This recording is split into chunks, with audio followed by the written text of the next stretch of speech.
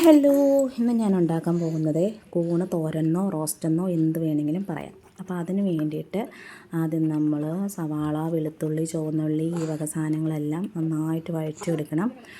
വഴറ്റിയെടുത്തതിന് ശേഷം അതിലേക്ക് നമുക്കിനി അടുത്ത സ്റ്റെപ്പ് എന്ന് പറയുന്നത് പൊടികൾ ആഡ് ചെയ്യണം. മുളക് പൊടി, മഞ്ഞൾപ്പൊടി, മല്ലിപ്പൊടി, മസാലപ്പൊടി, ഗരം മസാല, ഇത്രയും പൊടികൾ നമുക്ക് ആഡ് ചെയ്യേണ്ടതുണ്ട്.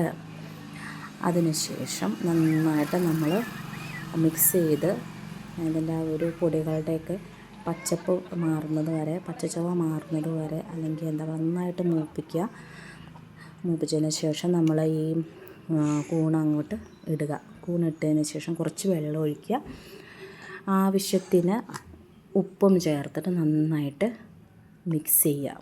മിക്സ് ചെയ്തതിന് ശേഷം ഒരു 5 മുതൽ 10 മിനിറ്റ് വരെ നമുക്ക് മൂടി വെച്ച് വേവിക്കുക. അതിൽ കൂടുതൽ വേവിച്ച് കഴിഞ്ഞാൽ കൂണ് ഭയങ്കര കട്ടിയായി പോകുമെന്നാണ് പറയുന്നത്. അപ്പം നമുക്ക് 5 മിനിറ്റ് മുതൽ 10 മിനിറ്റ് വരെ വേവിക്കാം.